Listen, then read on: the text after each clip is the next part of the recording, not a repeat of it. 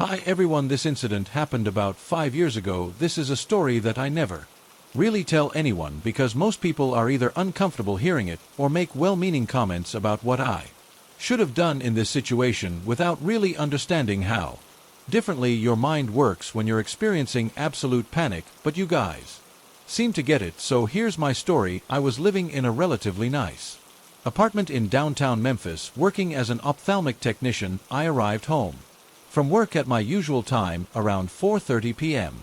I unlocked my door and went inside. I set my phone wallet and keys on the kitchen island, hearing my heavy metal front door swing shut loudly behind me, and I began taking care of some errands around the house. Having grown up in a small town, it was a habit for me not to lock my door during the day, especially when I knew my husband would be home soon anyway. I've never forgotten to lock my door once in the 5 years since this day. I walked through my bathroom and into my large walk-in closet and began hanging up the laundry that I'd started earlier in the day. Before work, my front door opened, and I smiled with surprise. My husband was home a little early, and I have happily called out to him, "I'm in here, love." I was met with silence and slowly began to feel that sinking feeling of something is wrong crawl up my spine. I tried to shake it off, thinking my husband simply hadn't hurt me, and walked out into the living room/kitchen area. Standing on the other side of my kitchen island was a complete stranger. He was male, older than me. I would estimate 50s, but it's hard for me to recall exact facial features or details from this moment, and he was just standing there staring at me. No ski mask, no weapon, just watching me. I wondered if he'd maybe walked into the wrong apartment and was going to apologize and leave, but as he continued to stare, I realized I needed to do something other than just gape at the stranger in my house. I stood tall, puffed up my chest in an attempt to look more threatening, which is hard to do as a small female, and used a clear voice, telling him to get out of my apartment, that he had no business being here. He completely ignored me like I hadn't spoken. He then began to pick up my things, my cell phone, my keys, my wallet. He picked them up methodically and put them into his own pockets. That's when it truly hit me that this person was dangerous. I was naive enough to believe this was all a mistake. Until that moment, I darted forward toward the only other device I had that would allow me to get help, my computer. I had to take a few steps closer to the intruder in order to reach it, but still had about 12 to 15 feet between us, so I knew I could grab it and run before he could reach me. As I picked it up and turned to run, I saw him start to move after me. I sprinted back toward the bathroom because it was the only place I could go, and put 2 locked doors between us, my bathroom door and the closet door. I slammed and locked the first door, and within seconds I could hear him messing with it, trying to open it. I ran into the closet and locked that door too, opening my computer and getting on Facebook Messenger to contact my husband. I sent him message after message, pleading with him to call 911 and tell him there was an intruder in the apartment. He got the messages within minutes and assured me that he had a dispatcher on the phone and was leaving work himself to try and get to me if he could. I waited and waited. The bathroom door opened and the intruder came inside. He moved to the closet door and started trying to break that door down too. Here's the part where people usually start giving me advice on how I should have acted, but all I can tell you is that I was frozen with fear, with shock. I don't know, but I didn't scream or cry or search for a weapon in that dark closet. I didn't brace the door or try to hold it closed. I just kneeled in my closet and wait to die because I just knew that's what was going to happen. People like to tell me that I lived in an apartment. Surely if I'd screamed, someone would have heard and come to help. Surely there was something heavy enough in my closet to use to defend myself. Hell, even the laptop I had would hurt if I swung it at someone. So why didn't I do anything? I don't really have an answer for that, but the closet door miraculously held. I heard frustrated footsteps go back out into the living area of my apartment. I heard things breaking, bottles shattering, my drawers and refrigerator and cabinets being flung open as things were torn out of them. I continued to sit in that closet, silently crying, wanting to leave, but feeling that death was inevitable. I feel awful about my selfishness in that moment, but I messaged my mom, who lived a 15-hour drive away. I told her what was happening. I desperately wanted comfort and to tell her how much I loved her. I'm not a parent, but I can only imagine the fear and helplessness I put her through knowing her daughter was in danger, and There was nothing she could do to help. She messaged me constantly begging me to keep replying. I told her I would as long as I could, but I also told her to tell my brothers that I loved them to help my husband through whatever happened next. If it ended badly for me, the intruder started messing with the closet door. Again mumbling disjointed words that I couldn't really distinguish. I remember hoping that the police would get to the apartment before my husband, that he wouldn't be the one to find me in whatever state this intruder left me. In the front door opened again, and it was my husband shouting for me. The intruder walked out toward the living room/kitchen area again, and I opened the door and darted from the closet to find my husband on the ground with him pinning him in place. The man kept mumbling at times, yelling, but never really put up much resistance. This entire part is a blur for me. I remember feeling like the room was spinning, filled with fear, mostly for my husband. Us band at this point. Eventually the police found the apartment. It took them about 25 minutes to arrive, which still blows my mind. I know time seems to move slowly during scary situations, so I thought it was less than that, but from the time my husband dialed 911 to the officers arriving, it was 25 excruciating minutes. This isn't intended to bash them in any way, it just always they seemed like this was an unusually long response time for a home invasion. They got my things back from the man and took him out of the apartment. I went through the process of filing a police report telling them what had happened. One of the officers commented that I should really keep my door locked at all times. I remember feeling like he was being insensitive at the time or blaming me for what happened, but I later recognized his words were coming from experience. I'm sure he's seen this situation and differently for other women. Within 30 minutes, the scariest incident of my life was over, but I've carried the fear, the violation, the anxiety of having someone intrude into my space for years. If it happened to me once, it could happen again. If you've made it this far, thanks for listening. Please consider continuing, because this isn't all doom and gloom. If this or something similar has happened to you and you're still struggling with the aftermath of it, the sleepless nights, the laying awake, listening for sounds of forced entry, the nightmares, the constant checking and rechecking of your locks, this is what eventually helped me. A year after this took place, my husband and I moved to the Midwest for his job. We selected a safe town with a nice apartment complex and chose a third-floor apartment with only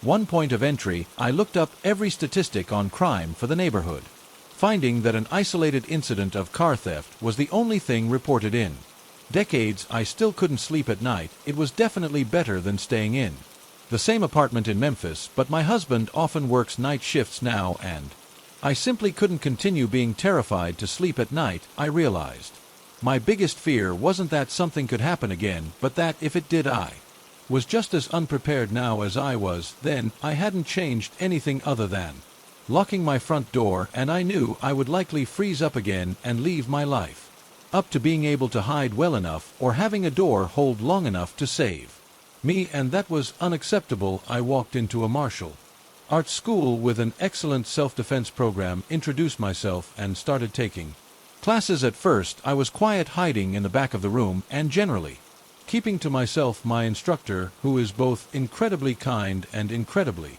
insightful, slowly built up my confidence and brought me out of my bubble of fear. After several months of training, I finally shared my reason for taking classes with him, and he's worked with me tirelessly to give me the ability to protect myself in any environment, and I've been training for years now, and the difference it has made in every aspect of my life is unbelievable. The meek, quiet girl that waited to die in her closet doesn't exist. I am confident, I am strong, I am worthy of living and protecting myself. In my home, I no longer am ashamed of how I handled the situation I was in, but I also understand what steps I can take to ensure that I'm safe. It wasn't easy, and it didn't happen overnight, but it was worth it. I recognized this might not be a solution or option for everyone. Your experience is valid, and however you decide to cope with your own story is the right choice for you. This is how I happen to do it, and it's worked well for me. Thank you for listening. I'm a bit afraid to share this because I'm not sure how people will respond, but maybe doing so will help someone else that's feeling alone with this. If anyone is struggling with their own story and wants a kind ear to listen, I'm here. Stay safe out there. This story goes way back and thankfully never escalated into anything more than what it was. A period of time that instilled the fear of God in me, but it Also taught me a valuable lesson about internet safety in the cautionary tale, generated from my young naive false security and teenage invincibility. We've all been there at one point or another. When you're young, you don't think about the potential dangers entailing from using the internet with reckless abandon. I knew there were predators out there, but I've never applied much thought in regard to it. Besides the standard precautions, I never gave out my last name or my location to anyone. I knew that much. At least I used to frequent an online message board. It was a tight-knit community. Everyone knew each other on a personal level and were good friends. I had plenty of good friends in my immediate life, but I made many friendships through the site. They are great people, and to this day I'm still in contact with some of them. I even met one of them while on vacation last summer, which was nothing short of a wonderful experience. But there was one user who would different. Being a very friendship-oriented community, everyone was very welcoming of him the moment he joined. But anyone could see that there was always something about him that was off. He was just odd, but at the same time he came off as a sweet and naive character. Wouldn't hurt a fly. We thought. I felt sorry for him. His lack of social grace and people skills had me inclined to believe that he didn't have many friends in his life. I foolishly made the mistake of befriending him, or at least showing him friendliness. It was a short-sighted decision, and one that would result in a long and traumatizing ordeal for me. He became obsessed with me. There's no other way to describe it. I shrugged it off as some weird online crush that would pass. But it never did. If anything, his obsession with me grew stronger every day. It started off small and innocent enough. He'd always praise me and agree with anything I said. Even if my view was dramatically different from his, he would continually single me out and shower me with praise, but always in the seemingly respectful manner. We all thought he was awkward and harmless. Then his antics became fervent. He would hound me multiple times the day to Skype with him. I repeatedly declined, until one day I agreed, if only to verify that he was indeed who he said he was. And at this point almost everyone's identity was verified via group Skype calls. He wasn't necessarily rude or offensive in the beginning, just very awkward and eccentric. I kept the session brief because he made me feel uncomfortable, but I didn't think much of it at the time either. He seemed harmless, albeit strange. I felt sorry for him, honestly, and I didn't want him to be outcast. Nobody ever suspected there to be any element of malevolence in his behavior, but then the qualities I initially dismissed as quirks gradually became something more sinister. He began revealing things about himself to me that he surely knew made me uncomfortable, about how his father would beat his mother, about how he used to torture animals as a child. All of it was purposeful, even if he played it off as being clueless and too socially inept to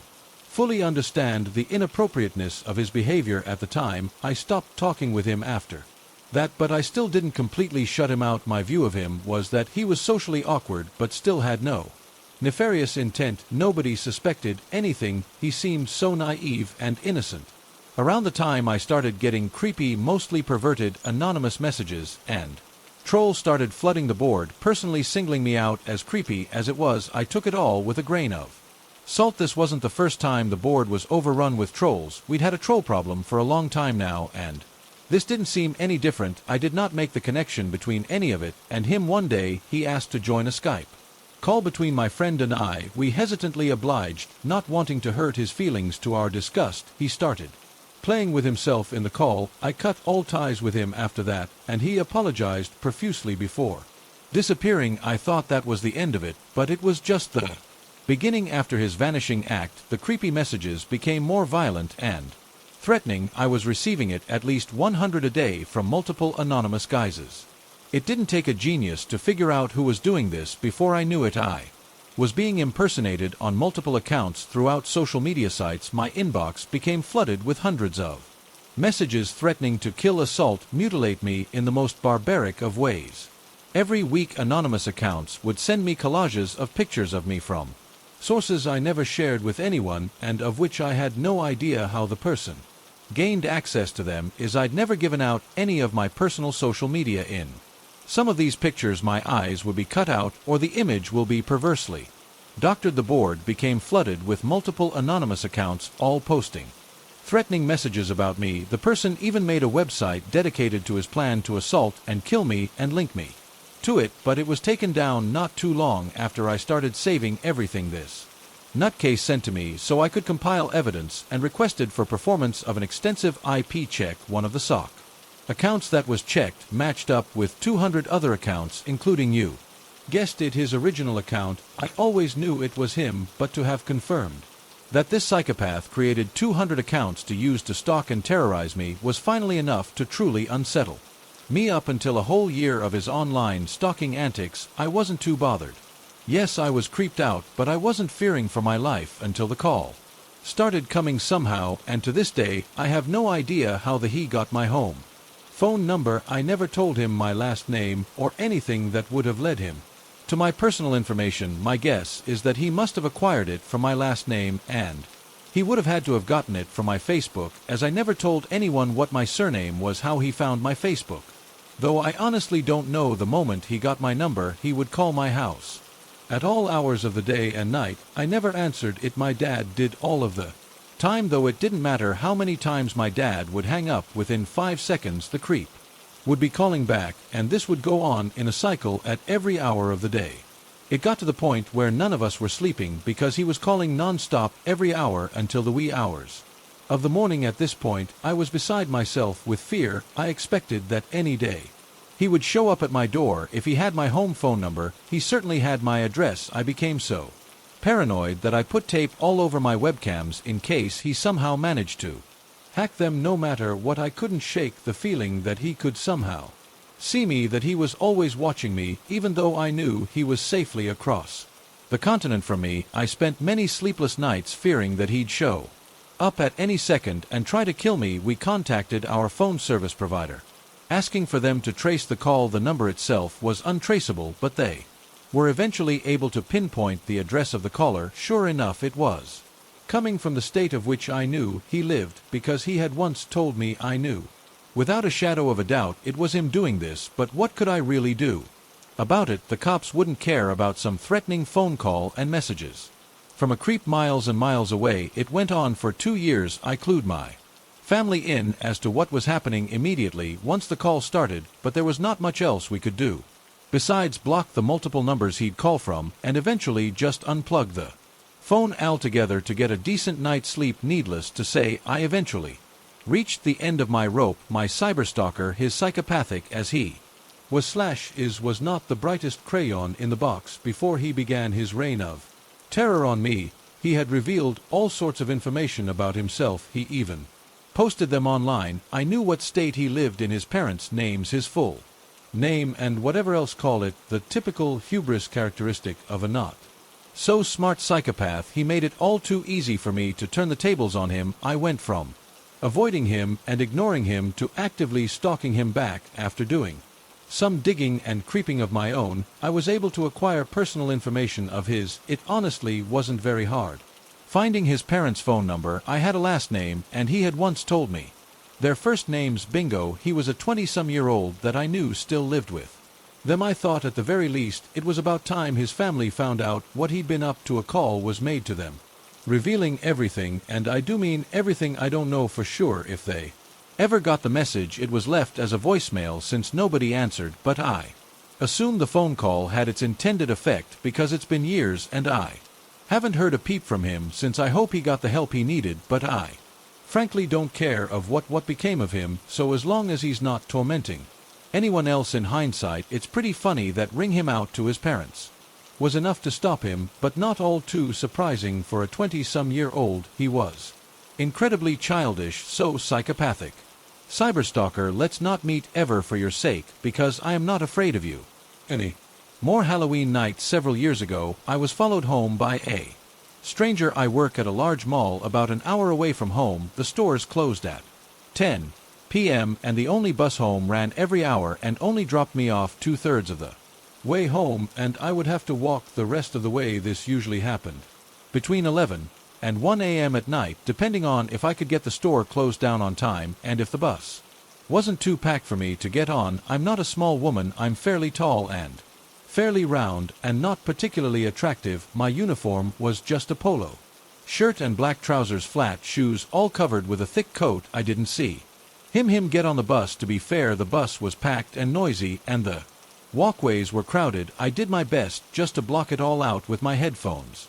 And staring out the window, I'm not a people person, and having been at work for 12 hours on a busy day surrounded by these same, I was just pissed off and desperate to get off the bus and be alone when we finally got to my stop, and I managed to struggle my way to the front of the bus through people that refused to move. I stumbled into the night air and breathed a sigh of relief. A couple of people got off the bus behind me, and I started up the hill, crossing the road to continue up a side street that led to my road. This side street is very long and has offshoots into residential streets on very steep hills. Going down the street itself is lined with small shops, and there's a high grassy bank on the opposite side that has houses along the top, so it feels very isolated. After the shops close, very few people get off at my bus stop this time of night, and even fewer head in the same direction. Those that do cut off and go down one of these hills long before I get to the hill that leads up to my building. Now, the street isn't very well lit. The street lamps are few and far between. Several of them are motion activated, so they don't even turn on until you're right on top of them. I've walked home in the dark this way 1,000 times, and I've walked to work this way at 3 o'clock to 4 in the morning 1,000 times too, for a different job. Whilst I always enjoy the cool night air, I'm not afraid of the dark, and I love how bright the stars are where I live. I don't loiter, I walk fast so I can get home and shower ASAP. This night I noticed someone walking behind me. I usually do because, like I stated before, very few people walk this way at this time of night. I was aware of him and waiting for him to turn down one of the side streets. He didn't. It felt a little weird, but I'm not the only person that lives in this area, so maybe he just isn't regularly walking this way this time of night, so I've just never seen him before I get to the medical surgery at car park at the bottom of my hill and cut across it. As always at this point, I know if he also heads up my hill, I'll need to worry a bit more. This hill goes alongside the surgery, and then there are high walks on my side of the street that block off the flats in the other side from my road. They can only be accessed from the road before mine. At the top of the hill, this wall ends and turns into an alley that runs parallel to my building. The opposite side of the road has multiple closed pubs, a corner store, and an old church that has been converted into a mosque, which is also closed. There are even less street lamps here, and my building is surrounded by a metal fence with 20 or so feet of grass that slopes down at the entrance of the building where the doorway is lit up.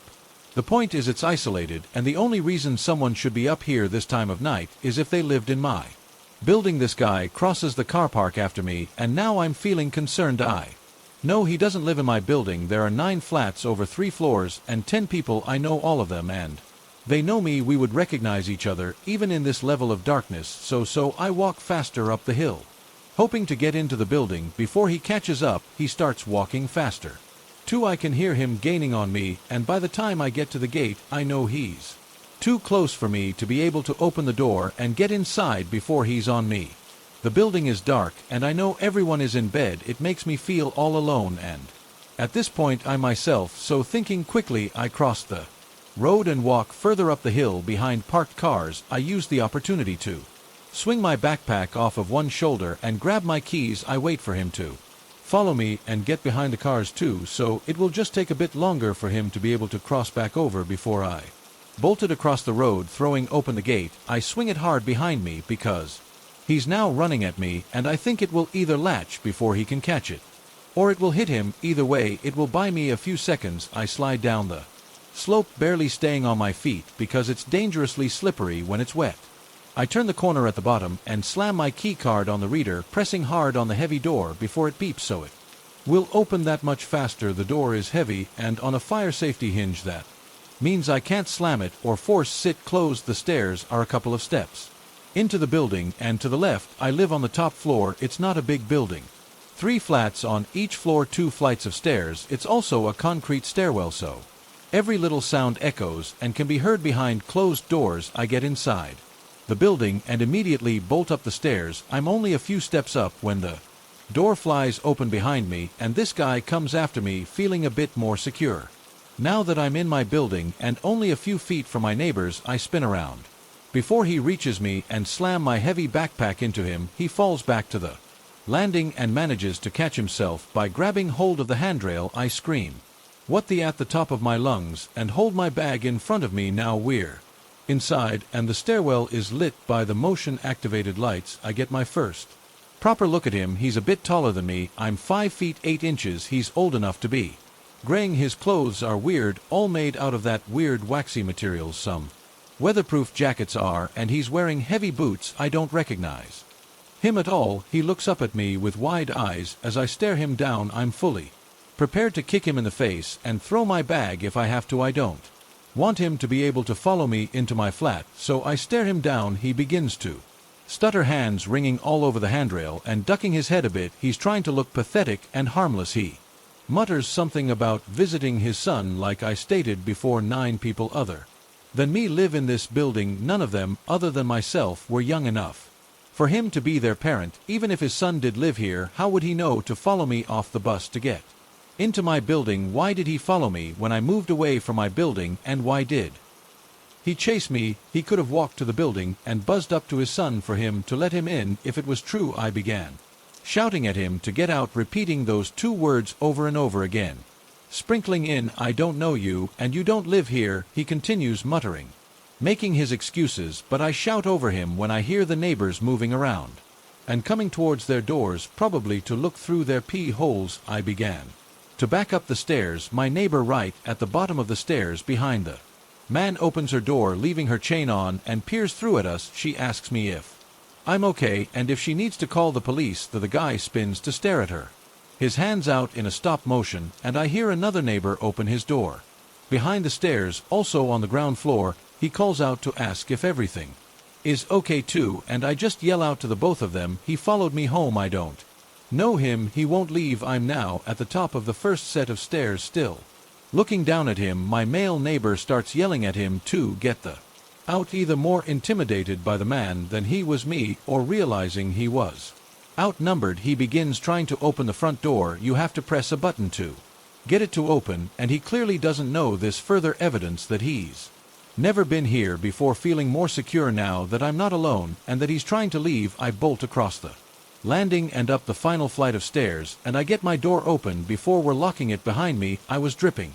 sweat and very close to a panic attack. I dragged my Hoover to the front door and propped it up, just in case someone tried to open my door. I would hear it fall. I didn't sleep very well at all, listening to every sound in the building, and luckily I didn't have work the next day. I woke up at about 6 a.m. to a lot of sound in the building's landings. I could hear people opening every bin, chute room, and coming back out again. I peered through my peephole to see uniformed policemen searching the common areas of the building. I didn't call the police, but I assume one of the neighbors downstairs did. The bin rooms are fairly large, so I imagined they were checking to see if someone was hiding in them. I don't know for sure, and I didn't ask, other than asking me if I was okay when we saw each other next. The neighbors that helped on that night never said anything else about it. I don't know who he was or what he wanted. I've never seen him again, and I stopped working at that shopping center a couple of years later. I do feel guilty for not calling the police, just in case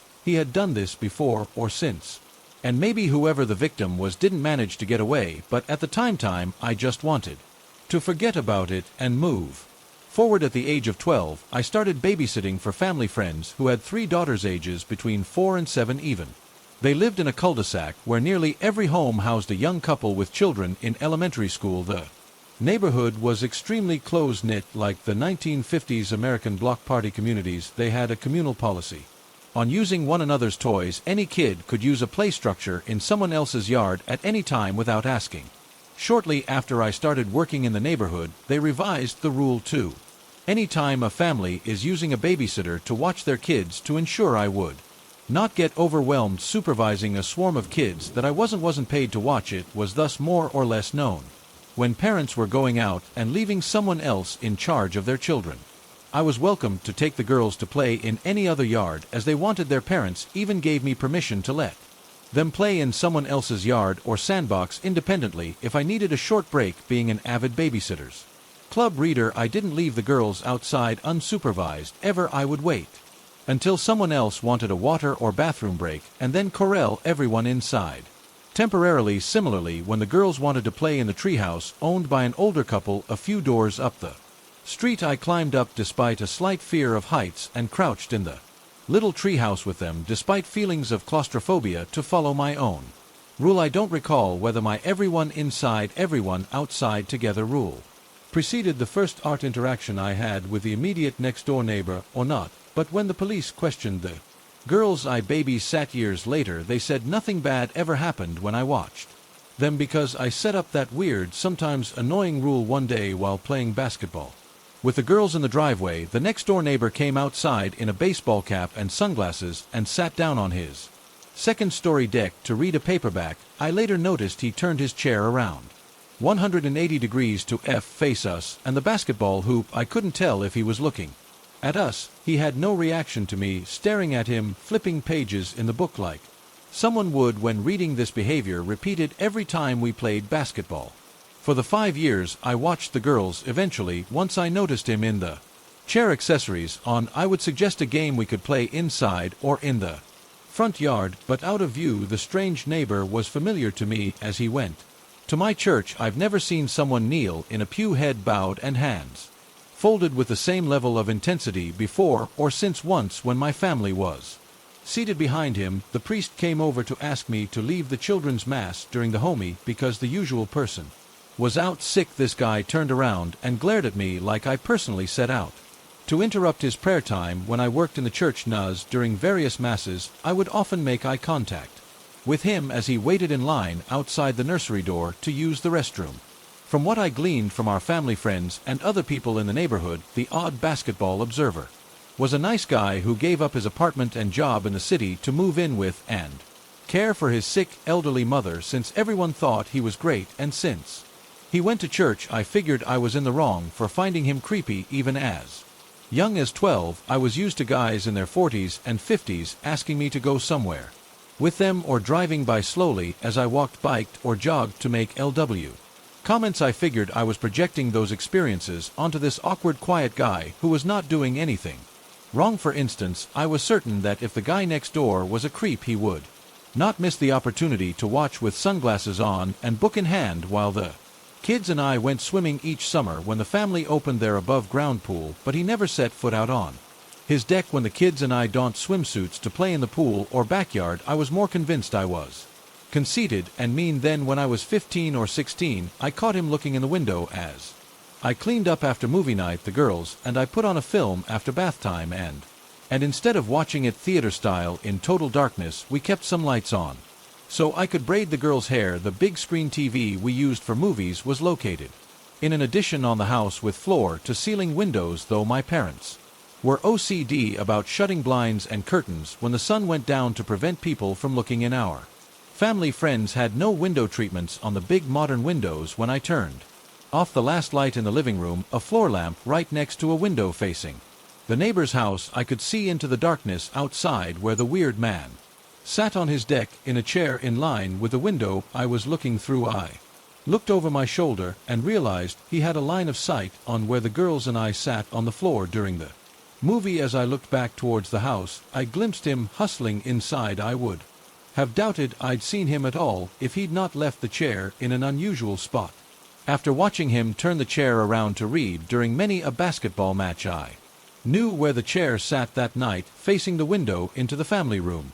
Was not the chair's usual position on the deck. After that incident, I would suggest playing board games in another room or insist on watching movies theater style to ensure he could not peep on what we did at night. When once the girls were asleep, I avoided the family room entirely because I was paranoid about being watched. If I wasn't in the kitchen doing homework or reading away from all the windows, I'd walk around the original first floor footprint of the house where all the windows had curtains. The first time the parents noticed my change in routine, they insisted I could watch TV or movies in the family room. I didn't mention anything to them because I was worried my concerns were silly and conceited. When I was 17, my family heard an evening cable news story about a man in our town caught in a police sting operation in which a woman pretended to offer her child to other men. Our family friends called a couple weeks later. They wanted to know how I knew the young man next door to them was not safe. He was the guy I'd heard about on TV, as they described it. The police found his blog where he wrote about his obsession with one of the girls who lived next door to him. It detailed his fantasies involving her and his plans to act on them. Many of his entries were focused on taking advantage of or kidnapping the girl while the babysitter was in charge. In his head, babysitters were like the ones in old movies, talking to friends on the phone or making out with a boy they invited over instead of caring for the children. As it became clear, I did neither one of those things. His plans evolved to killing the babysitter, taking the girl, and getting out of Dodge after talking to the girls to ensure they were not victims. The police suggested I might know something to have acted the way I did. All the pieces, the frequent run-ins at the church when I had children in my care, or the weird things he did when he knew I was watching the kids next door, all fit together cohesively. I was relieved I was not mean-spirited or imagining things. I was perhaps conceited. The focus was not on me but on the children, but I was not crazy. I recognize I was not the person most at risk in this situation, and yet suburb predator and would-be murderer. Let's not meet again. Oh, and pro tip, read The Gift of Fear and The Babysitter's Club series. I live in the graveyard. It sounds really cheesy, but it's absolutely true. We've lived in this house for almost 8 years now. There's a lot to share. Our neighborhood sits on the original town cemetery from the 1800s. In the 70s, when they built the neighborhood, they only removed the graves where they needed to put in foundations and the sewer system. We didn't know that until we'd been living here for 3 or 4 years, but when I found out, it explained a lot of things while we were still in the process of moving in. Having not even spent the first night in the house, I heard 2 little kids talking. I heard it clear as day. A girl probably around 10 or 12 and a little boy who sounded no older than 5. I only have 2 brothers, both younger than me but still older than either of those kids. It sounded like any younger siblings playing, and because it sounded so normal, I can't remember what was said. Obviously, the first thing I did was call out to them, and the playing stopped. I never heard them leave. I searched the house, and no one was inside. Everyone was in the backyard putting together or swing set. I told my mom what I'd heard, and of course she didn't believe me. I dropped it, and we moved on. Months later, I'm in my room trying to sleep when I roll over and see the reflection of a girl in my TV screen. I realized I was seeing her back, long curly blonde hair and an 1800s blue dress. Somehow in my sleep-deprived brain, I thought it was my own life-sized doll, and I ignored it and went back to sleep. It was definitely not. It was the wrong color, and the doll was facing the TV, so I would have seen the face reflected, not the back of her head that was against the wall. I didn't tell my mom because that didn't work last time. After that stuff starts moving around, things fall off the stairs that are on carpet. The lights around the house turn off and on at random. I can hear people walking around all the time. Still, my mother does not believe me, which is really stupid because she does believe in ghosts. I affectionately named the ghost girl Lizzie because it just feels right. I don't know, I'm not afraid of her or anything. Finally, one day, I'm out with my friends doing teenager stuff at like 11 p.m. and my mom calls me, "Tell Lizzie not to scare the out of me." It turns out she'd gotten up to use the bathroom, and when she went back to bed, she'd seen a black orb hovering over her side of the bed. When she saw it, it quickly exited via the ceiling, and then she called me.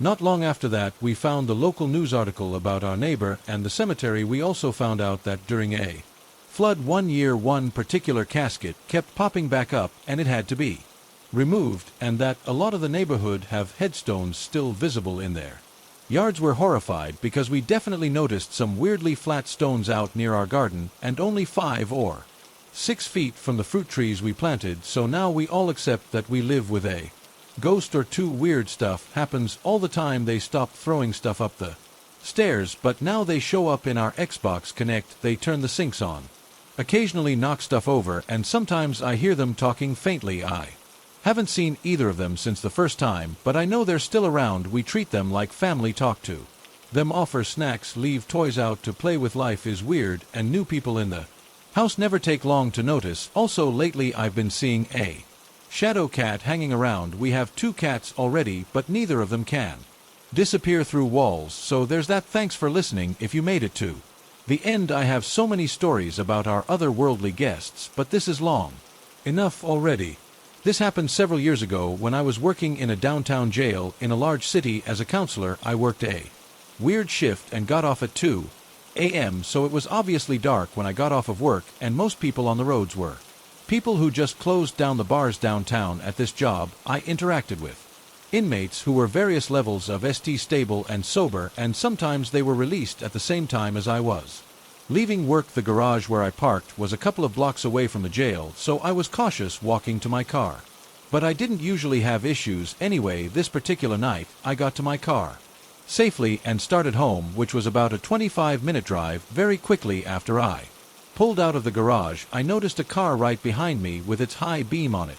Followed me through downtown onto the highway and then exited at my exit. I wasn't too freaked out yet because I lived off a major road, but then it took every turn I did and pulled into my apartment complex right behind me. Well, at this point I'm getting concerned, but it is a big complex, so I just head toward my building. The car is right behind me. I usually back into my reserved parking spot, but this car is so close that I literally can't. I pull in forward, the car drives up behind me and stops, locking me in. At this point, I'm scared. I consider calling someone, but all of my friends are probably asleep because it's 3 a.m. Calling 911 feels like an overreaction, so finally I dial 911 on my phone, but I don't press the call button, and I step out of my car. A man gets out of the other car. He's tall, white, wearing a vest and a fedora. He stares at me, a 26-year-old blonde, 5 feet 3 inches woman, for about 10 seconds and says, "Oh." He gets back into his car and drives off. It's still one of the weirdest encounters of my life.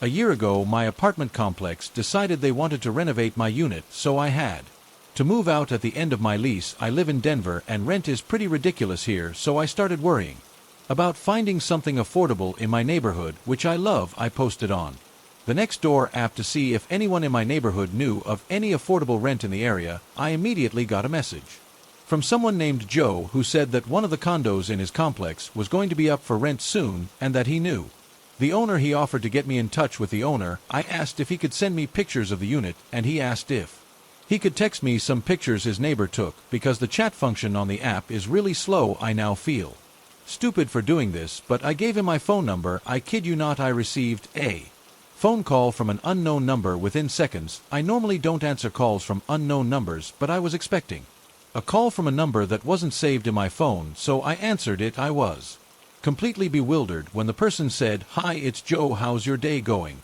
It took me by surprise, and I didn't know what to say. He started to shoot the on the phone, talking about how he works nights and how tired he is and how he takes care of his daughter while his girlfriend works during the day. I finally interrupted and said so. About the condo, he pretty much disregarded that and said, "I don't think my girlfriend would appreciate me talking to you, but I don't have to tell her, right?" I said I have to go and immediately hung up the phone. As soon as I did, he started texting me. It was really bizarre and alarming to me. I blocked his number, and moments later he found me on Facebook and sent me a friend request. I'm 32 years old, but it was so disturbing to me that I called my parents to tell them about it and how it unnerved me. And the worst part is that on Nextdoor, even if your exact address isn't listed, your complex is, and I was pretty certain that I didn't have my address visible on my profile, but I checked, and sure enough, my address and unit number were public. Unable to contact me any other way, he started messaging me again on Nextdoor, asking if I wanted to go on a walk with him. You can't block or report people on the app, so I deleted it one night a month or so later. I had a knock on my door at around 10 p.m. on a weeknight. I looked out my peephole, but I couldn't get a good enough look at the person. He had his head down slightly. Either way, I don't answer the door for anyone I'm not expecting, especially not a random guy at 10 at night. Feeling panicked, I called my neighbor across the hall. She's an older woman, and we look out for each other since we both live alone. I asked her if it looked like he was a delivery guy at the door. She opened her door to get a look at the guy, and that spooked him because he literally ran away. I have no idea if this was the Nextdoor guy or not, but my gut tells me it was. This was a big wake-up call. I always felt like I practiced good online safety, but I didn't even know my address was visible on Nextdoor. I'll never be casual or lazy about privacy settings like that again. The Nextdoor incident prompted my dad to show up that very night to give me a few crowbars. Who has crowbars just lying around? You'd think I'd come from a mop family. Anyway, he gave them to me and asked me to hide them in different rooms in my apartment. Just in case. Writing this out, I realize that my dad has always been there to look out for me. This all started when I was probably around the age of 9 in the summertime.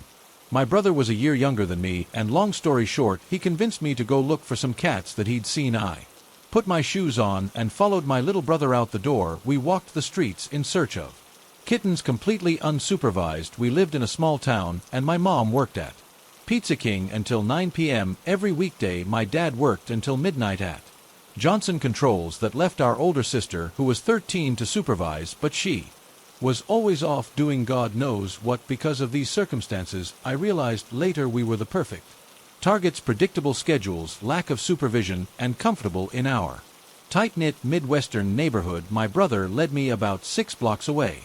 When someone called out to us, I turned my head to find 4 young men leaning up against an old gray Tood door beater. They were standing outside of a known drug house, and they were smoking cigarettes, seemingly minding their own business. The one who called out to us, closest to the passenger seat, asked us, "Do you guys want some gum?" I stopped dead in my tracks, and my brother looked confused. They offered us gum. It was eerily reminiscent of our yearly stranger danger assemblies in the school auditorium. My brother and I looked at them for a second, but then turned around and started walking back the way we came, saying nothing. They yelled at us to stop, and we turned our heads and saw the driver getting into his car quickly and the passenger pulling the seat up to let the other 2 men in the back. As the engine started, we ran through the yard of a man whose lawn was always way overgrown. We tried to crouch low and lose them, but that loud engine of that old beater was getting closer. It didn't occur to me that they could see the grass moving as we crawled through it. We got up this time and ran at full speed, weaving in and out of people's yards to try to buy us some time. They followed. When I realized there was no outrunning a car, we took a straight line to one of our neighbors' houses and started beating on their back door. The car sped out from around the corner and stopped abruptly in the driveway, so we abandoned that idea and jumped over her fence. We eventually made it back to our house and thought we'd lost them. My mom's voice startled me from behind. "Where have you been? Where is your sister?" I think she'd come home because she was on delivery route that day. Sometimes when someone messed up a pizza, the owner would let my mom take it home for us if she was on delivery. That way we had something to eat when the pantry was empty. I started to tell my mom what happened, and she didn't look like she was too keen on buying the story until I stopped mid-sentence at the sound of a sputtering engine. I looked outside, and the 4 men drove past our house, slowly looking in our windows, making eye contact, and giving us a menacing look. My mom saw the man tried to close the blinds. Unfortunately, the track was broken, and she failed. She told us to stay inside for the rest of the day. She left after that. I can't explain why, so don't ask. She just did. Later that night, still no sign of our sister, and we were hungry. We made some mac and cheese and put on Hannah Montana to get our minds off of things, laughing at scenes that weren't funny. My nerves started to settle a bit, however. I kept seeing this tiny red light in the corner of my eyes coming from the window. I kept brushing it off. It could have been anything. After some time, I finally stood up and went over to the window to investigate, and I saw that this red dot was actually the light to a video camera. I gasped at the sight of this, and the person ran away immediately towards another man who was illuminated by a street light down the road. Naturally, I panicked and I cried. I ran outside and screamed my sister's name as loud as I could, and then I ran back inside. I called 911 first, and then my mom. I told them that there were 2 men with what I thought was a video camera outside on the street. The police showed up after circling the area, and they said they'd stake out for a couple of hours at the house on the corner, but that the person would probably be long gone. They never found the man, but the man found us over and over again. A couple of years later, my brother had the neighbor kid over for a sleepover. We all hung out in his room until late at night, laughing loudly and shooting BB guns at the ceiling and at each other. I left the room, and when I came back, my brother had told me that a hand had slapped the window and slid down, kind of like in a horror movie. I thought he was just trying to scare me, and I still believe he was probably lying. I was in the middle of telling him he was full of when I saw that little red dot again, silencing all of us. We ducked to the floor, at first silent, unbreathing, and then my brother crawled over and turned off the light. We stayed there for a long time until waking our parents up, but they found nothing. I passed it off as a prank. Another couple of years later, an insomniac induced all-nighter. I was sitting in our sunroom with big windows all around, and No curtains except for one to my right. I was reading a book. It was about 3 o'clock in the morning, and the whole house was asleep. I had my earphones in listening to my MP3 player when I thought I heard a loud noise over the music. I looked up startled, and I saw a man at the door watching me at 3 in the morning. This is the closest I'd ever been to him. I froze and stared at him. He was about 6 foot tall, and his hair was long and wavy, and over his eyebrows it kind of looked like bangs or a comb over. Without enough gel, he was wearing a white hoodie and long blue pants that nearly covered his shoes. He looked like an aged version of the guy who offered us a piece of gum years before, and he had a blue digital camera in his hand down to his side. He walked away casually, without fear or haste, maintaining eye contact, and I followed him with my eyes past the window and behind the only window that was concealed with blinds.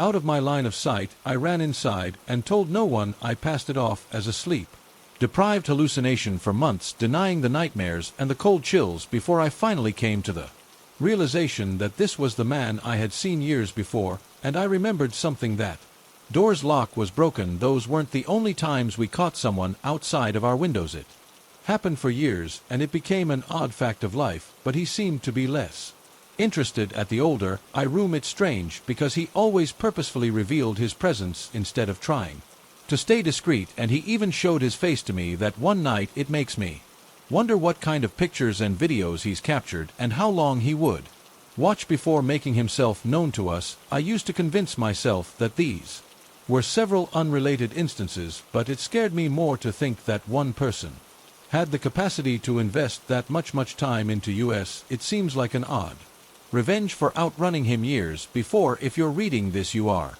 the reason that I keep my blinds closed and can never own a houseplant or a sun room. So creepy. Cameraman, if you're reading this, let's not meet.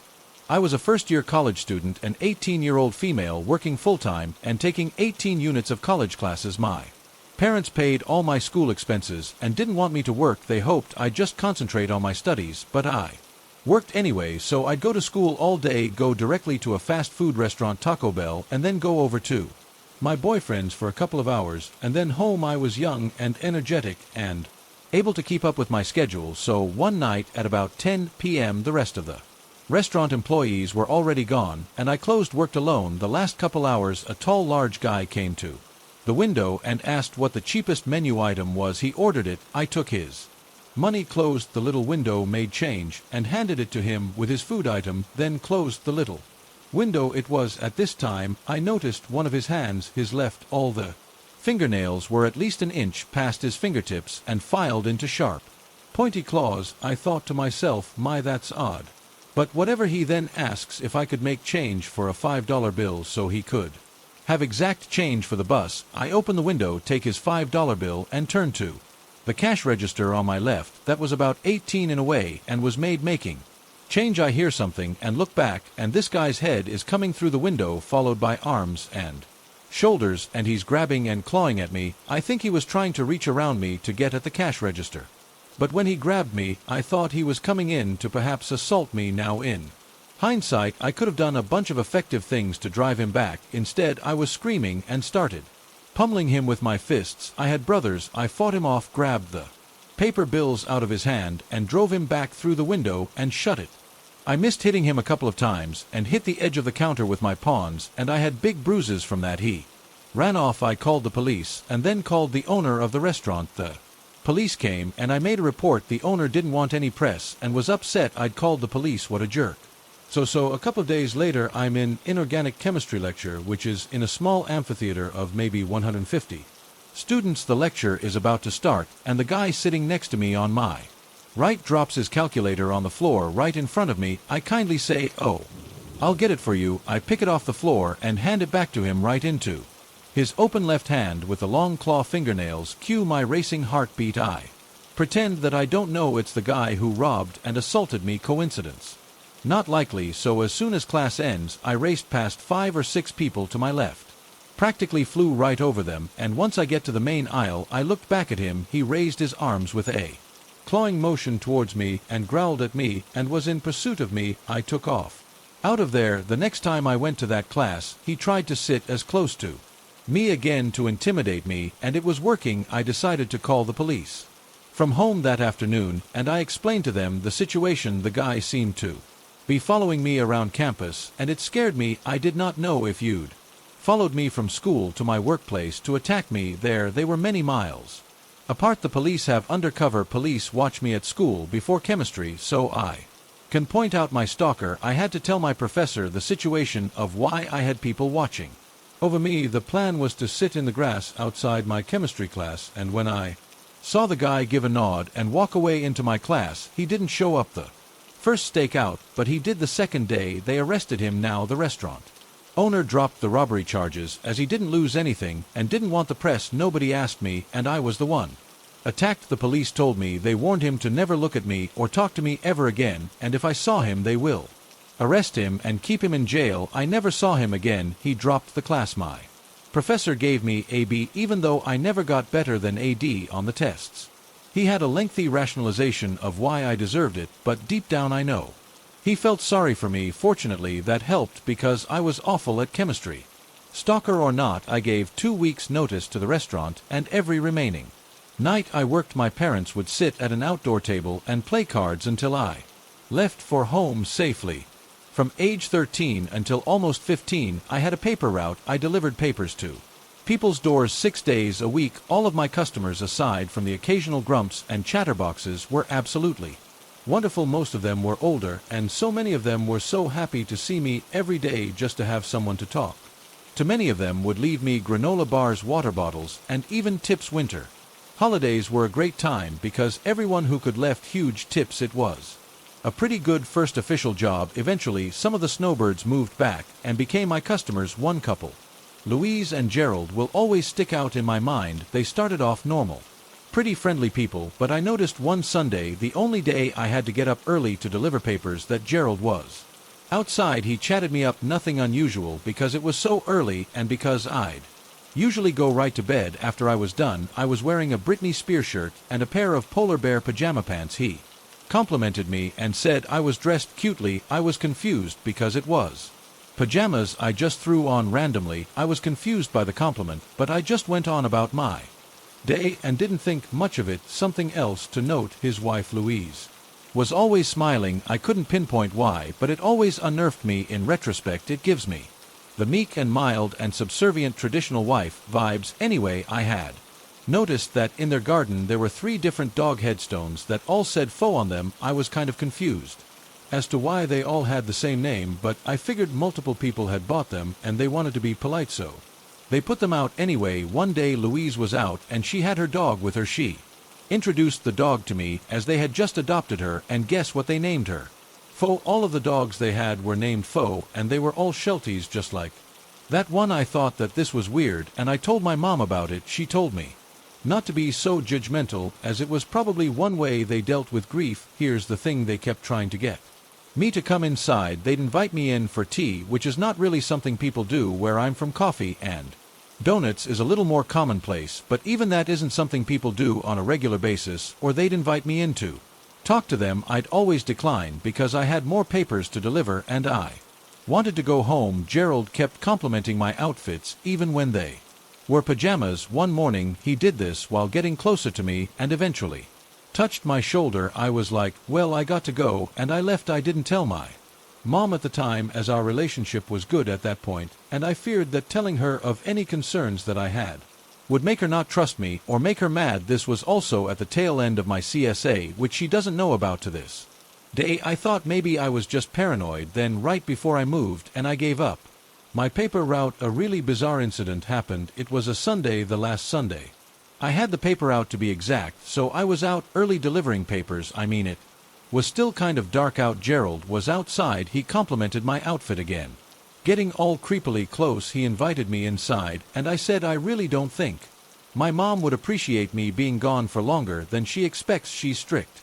Which wasn't the whole truth, but you got to do what you got to do. He seemed to get kind of annoyed and just asked, wouldn't your mom just prefer that you respect your elders and not turn down an invitation? I felt the color drain from my face, and I knit out so quick I muttered something about how I really had to hurry along because my dog was sick. I heard him say some compliments about how my hair looked pretty. I have very wavy and curly hair that gets very puffy and voluminous when I'm in the humidity, and he would bring it up a lot, saying that my hair reminded him of the ADS. I booked it to the next house as quickly as I could without running. I didn't see Gerald after that, but I did see Louise, and she never stopped inviting me to come inside and play with Foe or have tea. I always declined. She seems disappointed every time, so that's my weird paper route story.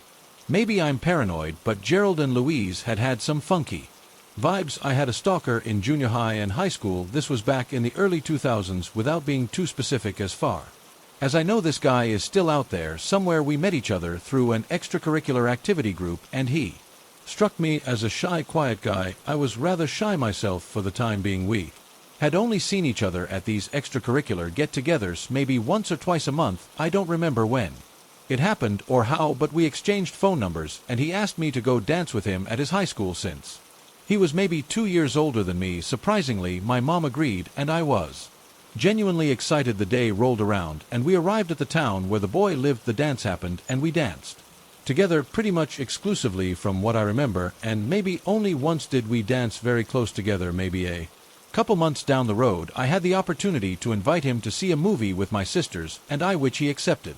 And my parents agreed with. Be fine. All that happened at the time was we exchanged a few pleasantries before and after, but besides that we only watched the movie, and I wouldn't even really consider that to have been a date. After a time, the boy started calling me almost every week, which was fun and nice at first, but he was exceedingly awkward. Despite how long we've been communicating, and continued to be just as awkward to talk to. No matter how many times we spoke, his voice was always very low and soft, and he spoke almost exclusively in short sentences, letting me to most of the talking. However, there wasn't much going on in my life, so we ran out of things to talk about pretty quickly, but he often kept me on the phone for about an hour each time. It came to be that after a time I would get sick of talking to him. He didn't really contribute to the conversations, and I didn't have an interesting enough life to carry it on by myself. Before anyone gets mad at me for leading him on or whatever, I was a dumb teenager raised to be nice and pleasing and not to cut people off when it suited me. One day, I asked my mom if she could just call me to dinner or something when I felt like the conversation had petered out enough, and she agreed. That became my out for a long time. In addition to the phone calls, the guy also had my home address and email too. He would send me mostly funny chain letter type emails, and occasionally would write me a letter. The frequency of those was never enough to bother me. That the phone calls were really wearing me down. Later on, we moved to a different state during the summer, and the guy weaseled my new phone number and address out of me. I was kind of hoping that he'd lost interest at this point, but that was not the case. The phone calls continued, and I continued having my mom shout me down to dinner or other random things. After 15 to 30 minutes of awkward, mostly one-sided conversation, one afternoon out of the blue, our doorbell rang, and I answered it. Being the closest one to the door, of course, to my surprise, the guy was there at the door along with a super tall male friend of his whom I didn't know or recognize. I greeted the guys with a smile and asked them what they were doing there. I didn't think it was weird at first, but the longer this interaction went on, the stranger it became. For one thing, neither one said a word, and they both came towards me like they were going to push past me into my house, but once they noticed my parents were there, they kind of stopped and looked at each other as if they didn't know what to do now. Me, not getting the gravity of the situation, invited them in and showed them the comic book I'd been working on since the beginning of that summer. If the guy spoke at all, it was only very briefly, and his friend said nothing, nor was he introduced to me, despite having driven supposedly from his hometown, which would have been more than 100 miles away. Mind you, they only stayed for maybe 5 minutes, and then they both left. Only later did I fit the pieces together and realized that the picture it made was dark and sinister. I decided after we moved to a different house that I wouldn't give him my forwarding address any longer, but he still had my home phone number. Since that hadn't really changed. Maybe a year or two after the surprise visit, I was home from school at our new house when the phone rang. I answered it thinking it could be one of my friends from school, but it was the guy. I sighed, being unwilling to just tell him I didn't want to talk, and I sat on the stairs with my chin in my hand, wishing my mom would come home so she could get me off the phone. After a while, this guy asked me what was wrong, because I wasn't talking that much, and I kept yawning or sighing. So I said, "I'm just tired." "You don't look that tired," he replied. My eyes darted to all the windows I could see from where I sat on the stairs. Could he see me? Where was he right now? How did he find our new house when I hadn't told him the address and we weren't listed in the phone book? I suddenly blurted out, "I have to go." I hung up the phone, ran up the stairs, locked myself in the bathroom, and called my mom. I was terrified that the next thing I would hear was glass breaking and him coming to find me in the house. My mom told me not to move and that she would be home in a few minutes. I should have called the cops, honestly, the next time. He called only a few days later, and he acted like he hadn't been a creepy at all. Just one phone call ago I told him flat out that if he ever called me again, I would call the police. I am still afraid of this guy. I don't know how he found me, and I'm a little afraid he could find me again. I'm no longer a huge pushover and state my boundaries whenever people push me, but I don't honestly know what I'd do if this were to happen again, nor do I know what he would do if he found me. When I went home for 3 weeks about a month and a half ago, my dad decided that we should do a bit of night fishing. I'm not a huge fan of night fishing, any sort of fishing really, or my dad for that matter. Our personalities are way too similar, and if you leave us together for more than an hour, there may be blood left over by the time he and I are done playing several dozen rounds of fisticuffs between the stubborn arguing and shouting. Anyways, my dad decided to take me to this river up by our new house that they had just finished building. My mom and brother stayed behind as we traced through the dark woods. Now my family lives in Oregon, and the river was about 1.5 miles in front of my family's property, over a massive fallen trees in stumps that I easily tripped on, not knowing the lay of the land. My that merely scoffed at me and reminded me that city living makes you soft. He didn't say it just like that. That's something along those lines, like some stereotypical cowboy out of an old Wild West film. I blame the fact that I didn't know the area as well as he did, and it just spiraled downhill from there. And arguing broke out between us, making the peaceful night loud and chaotic. We didn't stop arguing the entire way down to the river, my father critiquing my less than Christian lifestyle while I criticized his manner of parenting my 20-year-old autistic brother. When we got to the river, we finally settled into an awkward, tense silence as we got our gear out. I knew that this fight was far from over as I sat down on a fallen tree stump and shivered my ass off. I had lived in a warm climate for over a year, and honestly coming out here was probably him punishing me for even leaving the Pacific Northwest. We refused to talk to one another as our lights danced across the water when my dad suddenly stood up, his light landing on the other side of the river. There on the other bank stood a man looking right at us. He wore a bright orange t-shirt and a pair of scraggly jeans, but for the most part looking pretty average if you counted the machete hanging from his belt. My dad snapped at me to start packing all our stuff up, and so I followed his command as my dad started shouting at the man across the river. Their conversation was mostly lost to the roar of the white-capped water, but I could see the man making agitated sweeps with his hands every time I dared to peek there. Voices grew, and my fear grew with it. My father has never been one to carry protection in the woods, hence why I was born. This man was armed and possibly dangerous with that machete, and while we had the river between us, it was shallow.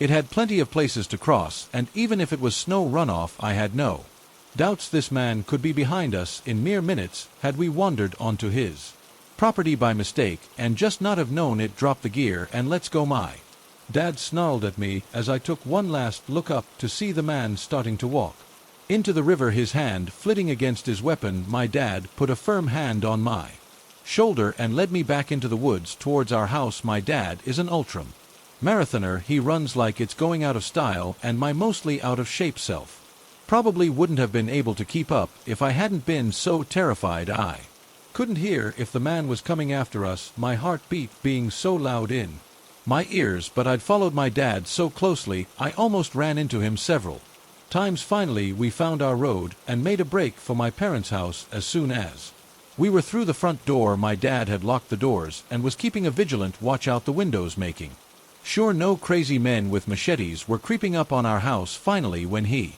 figured there was no guy wearing an orange t-shirt, we sat down and began to talk about our experience with my mom. We avoided the part where we had been arguing, but told her everything else. We went to bed without apologizing, and I honestly felt horrible the next day with the only gun he owned, my father, and I walked back out into the woods after calling the police.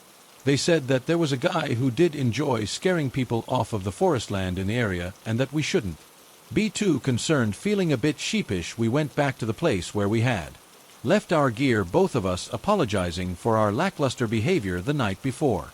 When we returned to what we believed to be the spot, we saw that our fishing poles had been bent and all the line had been draped from tree to tree, and the tackle box was gone. However, my dad and I didn't fight again for the rest of my trip home, so thanks for bringing a temporary truce between my dad and I. Crazy man, but let's never meet by the river again. I recently moved to Weed, California for work. I'm a hiker and love exploring, so naturally 2 days ago I decided to go hike the mountain on one of my days off. I'm not entirely sure why, but I decided to drive my car very deep into the forest surrounding the base of the mountain as far as the dirt road would allow me. It was around 3 p.m.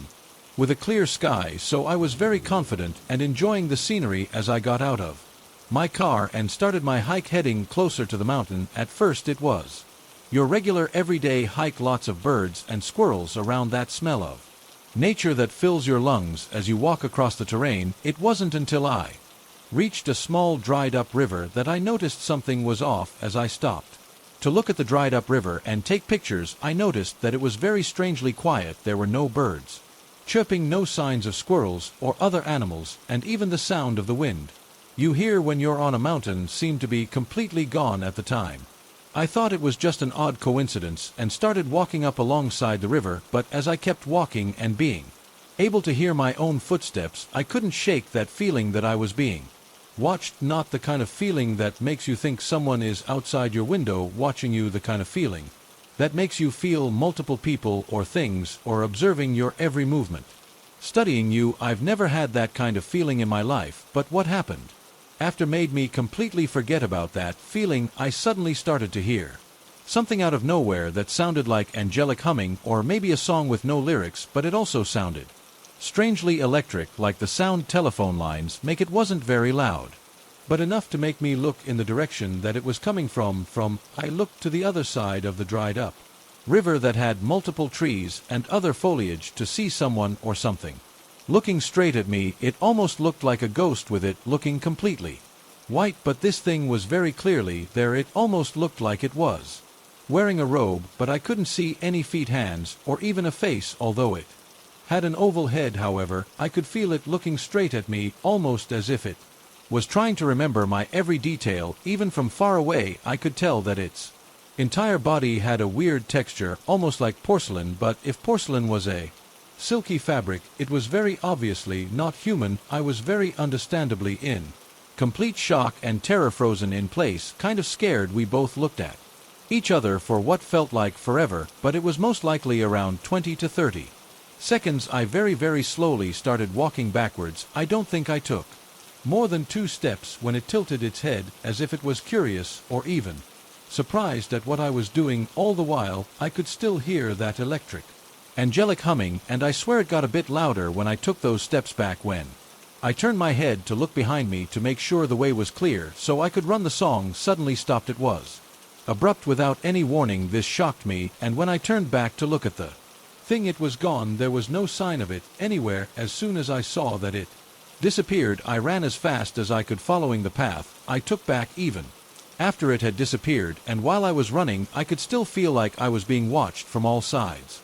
I almost tripped a few times with how fast I was going. When I got back to my car, the sounds of animals and the mountain wind suddenly came back, but I was still scared out of my mind, and I drove as fast as I could away from the mountain. I've never had anything paranormal happen to me in the past, and I've honestly always been very skeptical of stuff like that, but this experience has left me quite questioning a lot of things. I don't think I want to go back to that mountain. I've even had a nightmare about the experience. I'm not even sure what I saw or what to call it. In the fall of 2010, I decided to go back to college. I was a single mom of 3 boys, but they were all in school now, and me going back was finally possible. The school I went to is a regional campus to a very large university and located in a neighborhood that's known for crime, meth, heroin, prostitution, and whatever else you can think of, but it was only a 20-minute drive from my home, and I didn't feel unsafe about going there the first day.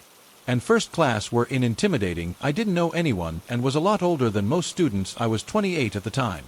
I sat down in the back of the room at a table, and a few minutes later a lady who was around my age sat down next to me. She was very skinny, smelled like cigarettes, greasy hair, sunken eyes, but she started to talk to me and seemed normal enough. She started off the conversation telling me that she chose to sit next to me because I was wearing the prettiest blouse in the room. Strange, but as an awkward person I leave a lot of leeway for people to say or do awkward things before I think too deep into things. She didn't have a backpack, any books, a pen, a notebook, nothing. She said her financial aid hadn't come through yet, but she didn't want to fall behind on classes and asked if she could share my book. They agreed and gave her a pen and paper. Also, after the first class she asked if I would mind going to the library with her so she could scan some of the pages to take home. I agreed, and we started to head to the library. She stops and looks at her phone and says her son just texted her and he needs her to come home to do something. She asks if I'll come with her. I tell her I have another class shortly and I can't go with her. I ask if she wants to go to the library first. She says no, that she has to get to her son, but she really can't go alone. I kept telling her I couldn't go with her, and she starts to cry. At this point we were in a common area outside, and the parking lot was to one side and the library the other. I tell her I need to go to the library and she's welcome to come talk whatever she needs, but I have to go. I didn't like being outside away from people with this woman anymore, and I was trying to get back to a busier area. She gets really upset, starts screaming, basically says you to me. She may have actually said you. I can't remember how the interaction went exactly because I was frozen in confusion by how quickly she transitioned from friendly then to crying and scared and to now screaming in my face a slew of hateful, angry things. I turn around to start walking to the library, and I called my friend so that I would have someone aware if this lady tried anything more than just screaming. I get to the library vestibule and I watch her through the glass doors. She's standing at the parking lot. Then a car pulls up with a man in it, and he's obviously upset with the woman. They're arguing, but I can't hear them from inside the vestibule. Eventually she gets in the car and leaves with him. The next day I was dreading class because I didn't know what this woman's attitude would be that day, but she wasn't there the next day. In the end she never came back to class. I didn't know her name or at the time how to look at a class roster, but looking back I'm fairly certain she was not enrolled at the school at all, and for whatever reason was trying to get me to leave with her. I wish I knew her intentions, but at the same time I'm glad I never had to find out. About 9 months ago I began working as a hospital security guard at a major hospital in my city. It's been the most exciting and enjoyable job I've ever had.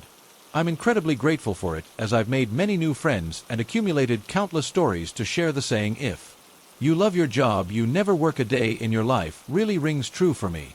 I've had such a variety of experiences, from arresting trespassers to dealing with mental health patients and searching for missing individuals. The list goes on, but those stories are for another day. Today I want to talk about something different, my EXP experience with the paranormal. Before I started this job I was already intrigued by the idea of paranormal activity in a major hospital. I mean, people pass away in hospitals every day, so you'd think it would be a hot spot for ghostly encounters, right? I wish I could say I've seen ghosts chasing me down the halls or bodies mysteriously moving on their own in the morgue, but honestly nothing quite like that has happened. Still, I wouldn't be writing this if I had experienced nothing at all. To give you a better understanding of the hospital's layout, let me explain where security is stationed. There are 4 main buildings.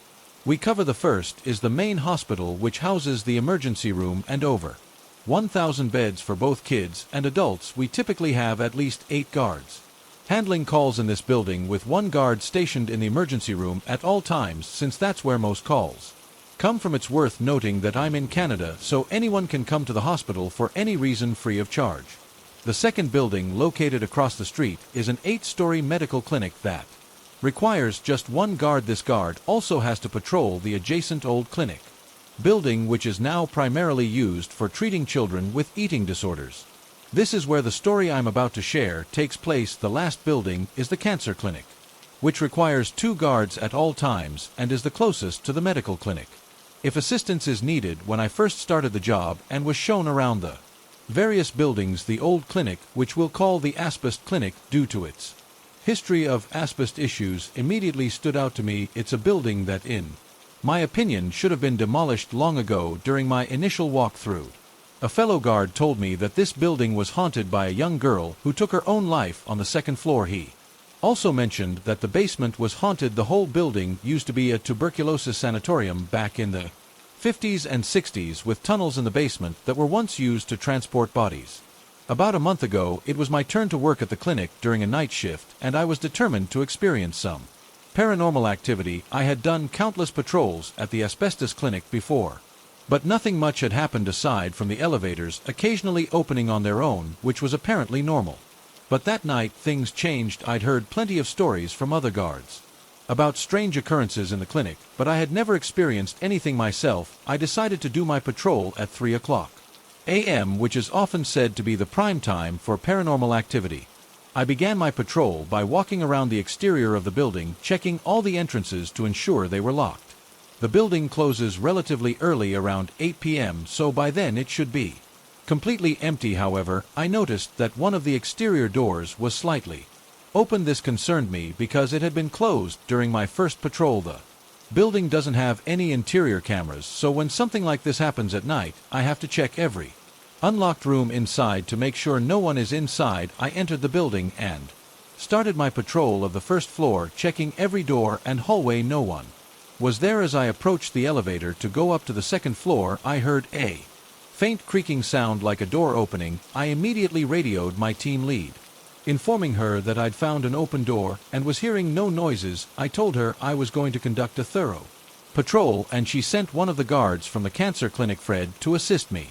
After searching the first floor again and finding nothing, Fred arrived. He told me he would start searching the third and fourth floors while I covered the second floor and basement. As I was searching the second floor, I heard the same creaking noise again, the sound of a door opening. I radioed R to come down, still not considering the possibility of anything paranormal. We've had incidents of homeless people breaking in to find a place to sleep, though it's rare for them to target the asbestos clinic since it's usually locked. We searched every room on the second floor but found nothing. After thoroughly checking the entire clinic, we concluded that no one was inside. Fred returned to the cancer clinic, and my team lead made a joke that it was probably just a ghost. That got me thinking this might be the perfect time to continue my ghost hunting. I went back into the building, determined to capture some activity. I sat down in a chair on the second floor, waiting to see if anything would happen. After about 10 minutes of nothing, I got bored and decided to head down to the basement. The basement is an eerie place filled with tong that mostly led to nowhere. Now I decided to explore one of them since I'd never done it before, and it seemed like the perfect time. Once I exited the elevator, I made my way to one of the locked doors leading to the longest tunnel. Most of the tunnels were completely blocked off, but this one stretched on. I unlocked the door and ventured down the tunnel, taking note of my radio beeping to indicate that it had lost signal, a common issue in basement areas. As I reached the end of the tunnel, my flashlight started to flicker. I decided to stand still and listen, and to my shock I heard a blood-curdling female scream coming from the start of the tunnel. I nearly jumped out of my skin. I turned around, pointing my flickering flashlight back toward the entrance, and I started running toward the screen. When I reached the entrance, I tried to radio my team lead, but my radio still had no signal. I looked around the basement and noticed that one of the doors was open. This door was supposed to be locked, with only security having access to the keys.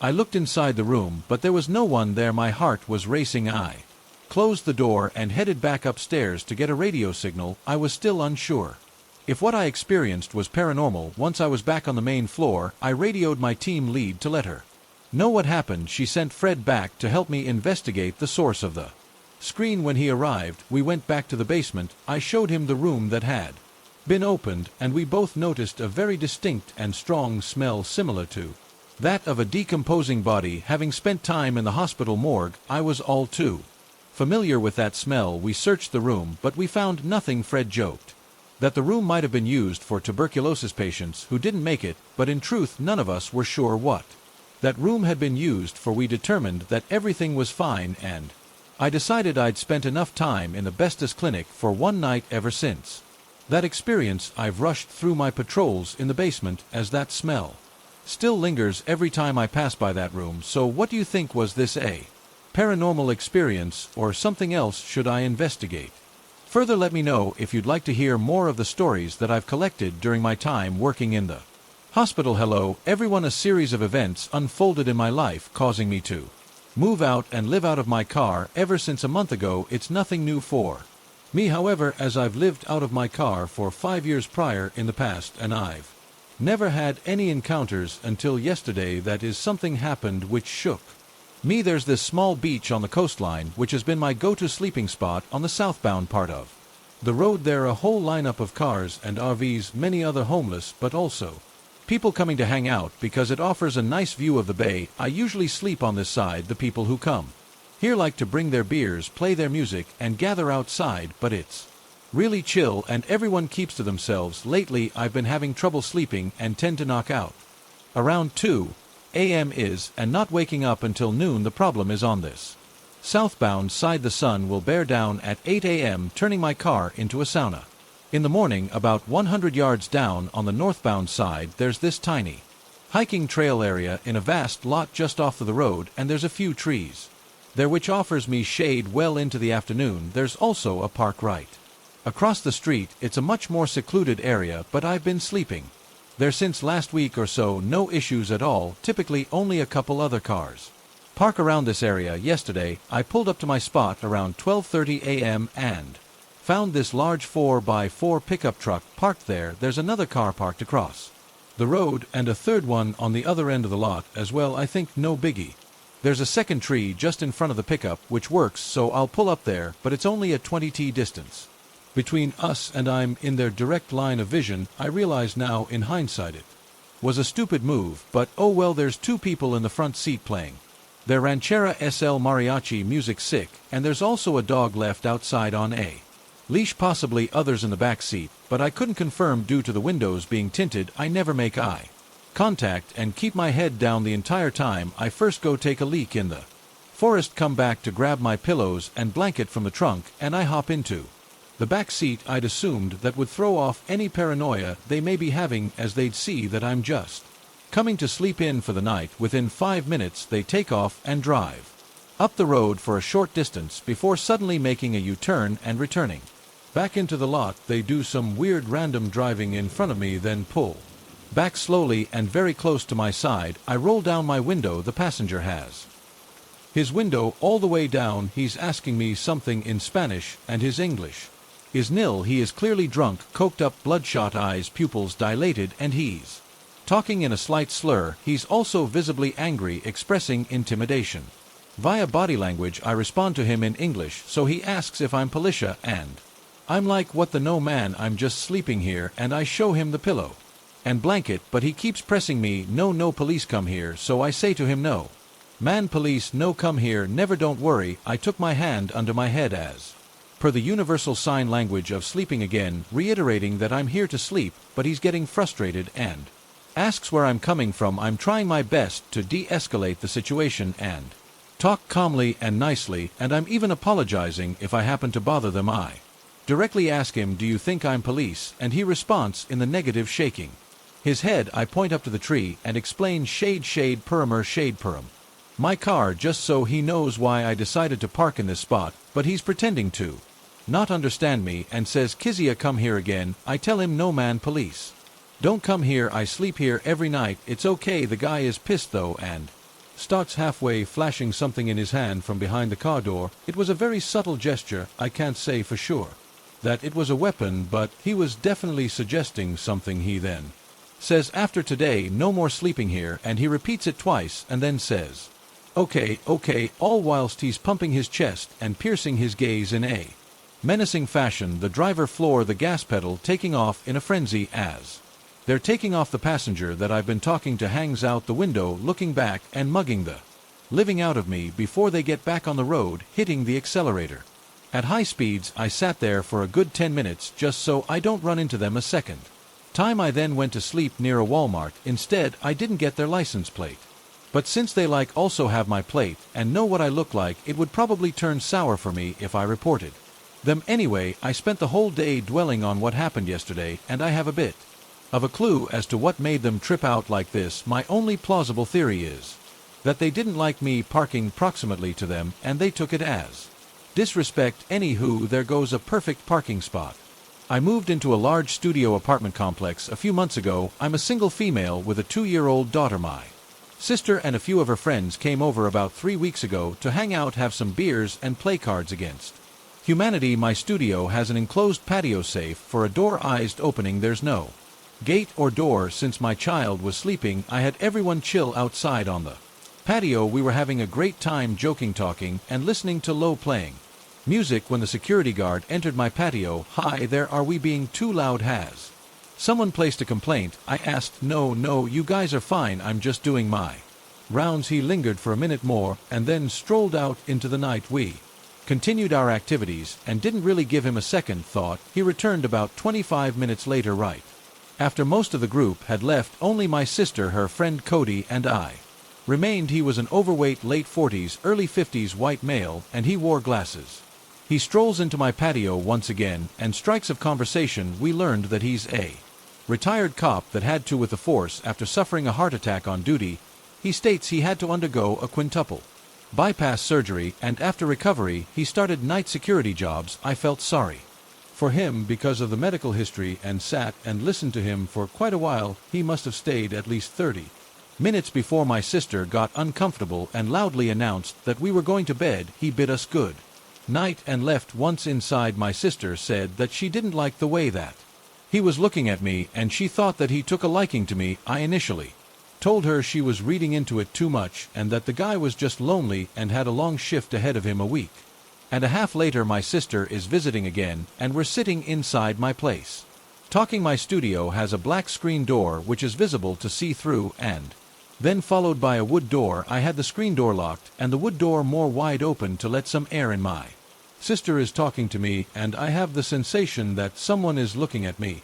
So I glance up. The security guard is standing at the doorway of my patio, staring. I say hello and he jerks forward as if expecting an invitation in or something, but I turn my attention back to my sister, and when I glance back again, he's gone. This week on Tuesday, I took a shower and threw on my red silk Japanese-style robe. I was washing dishes for about 25 minutes and it poured myself a glass of wine. I turned from the kitchen to sit on my couch and I strangled a scream. The security guard is almost pressed up against my screen door, staring straight at me through the foot-long crack of the wood door. I was so startled and shaken, but the first thing I did was make sure my roux wasn't exposing me. I ran up to the screen. "You scared me," I said with no emotion and no apology. He said, "I was just doing my rounds. My scalp is crawling and I'm still shaky." "Okay, well, I'm going to bed now," I said. He is still right up next to the screen door, all the way inside my patio, and he turns and looks at my beach cruiser parked against the wall. "Oh, you have a bike, you should put it inside because someone could take it," he tells me. "Yeah, I'll get to it," I replied. I pretty much slam the door shut and lock it. I sit down with the wine and calm my nerves. I was shaken up, but I wasn't sure if he really was being a creeper or just a lonely individual that was looking for someone that had expressed interest. After a debate with my friends and sister, I contacted the property manager. I was actually surprised at how quickly it escalated. They took my verbal incident report over the phone and just informed me today that the guy has been fired. The property manager told me to call the police if I see him on premises again. This happened circa 98. I was about 13. We lived next to a fence and heavily wooded area behind one of our local YMCAs. Being that we lived in a large city, there was a ton of crime and a few bodies had been found in these woods over the years. We had an extremely religious Christian neighbor that my dad was close with, as they were both single parents. She told my dad that there was a demon that lived in these woods as a result of negative energy from all the violence those woods had seen. I wasn't allowed to go back there, but I still would. Never at night though, and the few times I did, I would hear footsteps behind me or feel complete dread the whole way home, as I only used them as a shortcut to walk home, sometimes from a friend's house. I know this sounds silly, but even in a lit-up city, those woods were so dark. I get that woods are supposed to be dark, and what a stupid thing to say, but this was a different kind of darkness. I don't know how to describe it except for saying that they just felt evil. Anyhow, 1988, 13 years old. I did not have the easiest upbringing. My dad was in a constant state of anxiety. We were poor. My dad always owed money to somebody, and my brother and I were pretty much neglected, and as all teens in the 99s seem to have been, I love my dad very much, but there was always some kind of negativity or hardship in his life, which in turn was reflected onto my brother and I because we lived with him. My mom moved out of state when I was 10. There was literally no solace, and I lived a stone's throw away from these woods. It first started with the reoccurring nightmares. A blackness would seep out of the woods like a fog. I could never get away fast enough. It would envelop me and drag me into the woods. I had this dream every night for months. My dad was convinced that we were under attack, whereas I thought that it was just him and the neighbor freaking me out with their theories. One night we were sitting in the driveway and my dad speed up old Fullo. We were having an argument. I don't even remember what it was about now, but we were going back and forth and just being nasty to one another, and I'll never forget it. My dad said, every time we do this, we just feed this thing that lives out in the woods. I laughed at him. I remember saying something to belittle him. I just can't remember word for word, but it was something that pretty much made fun of him and the thing in the woods. At that very minute, something started beating on the trunk of the car. It felt like two fists coming down on the trunk over and over. We both screamed. It got harder and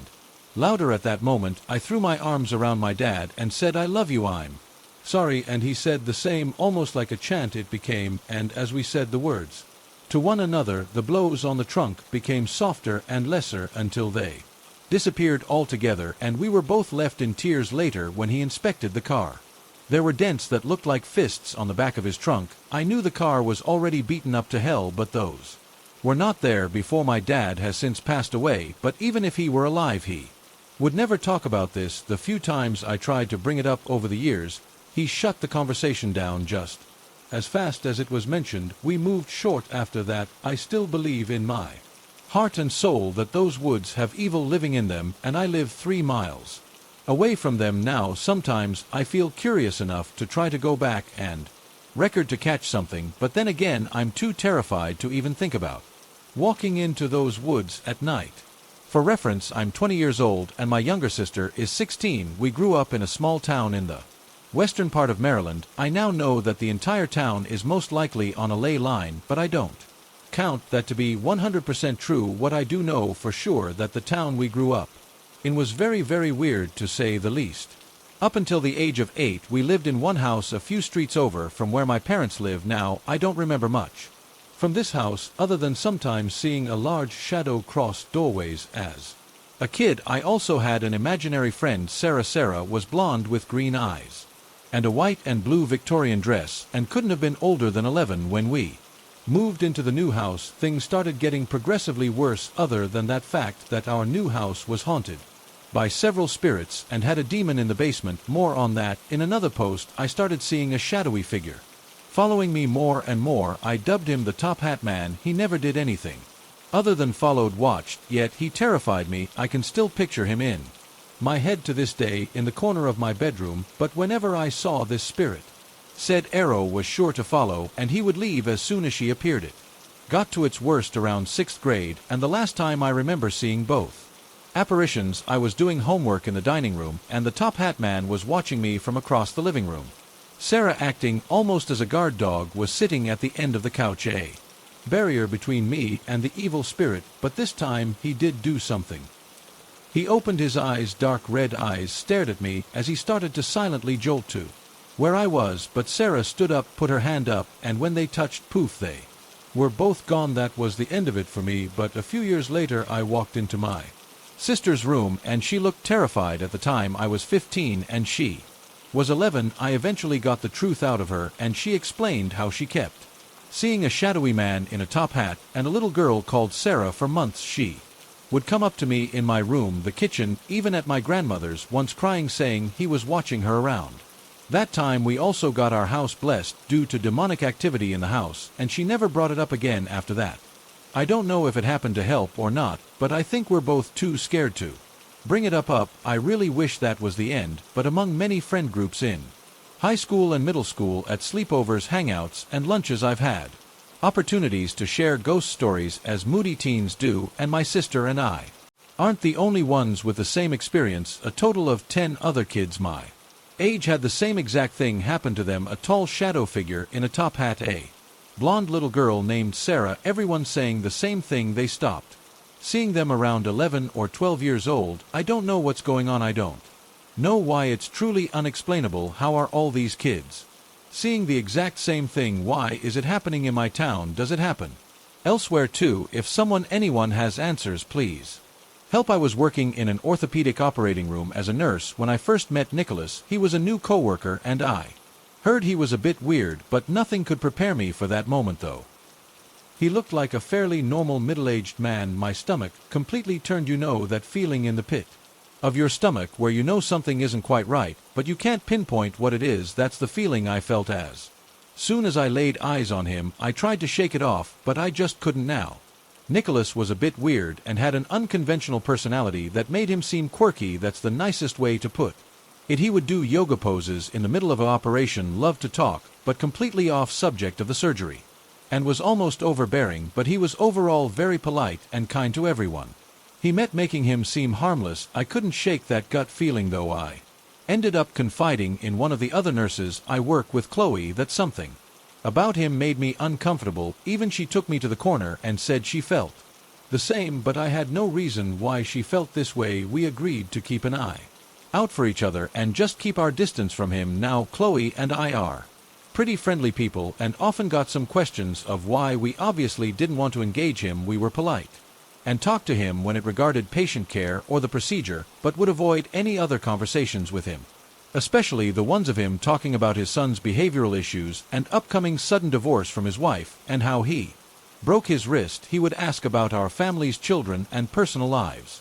Often we would find a way out of the discussion kindly and run for the hills.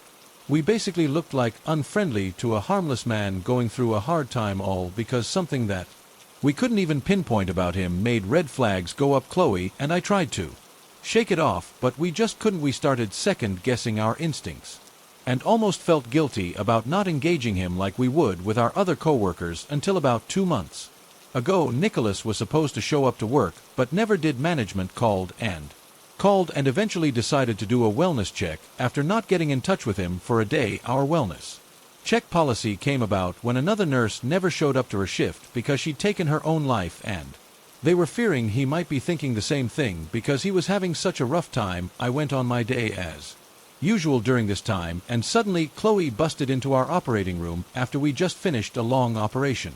I had just helped get the patient out of the room when she shoved her phone in my face, and I finally understood why. We had our primal instincts kick in. As soon as we met him, I saw his mugshot.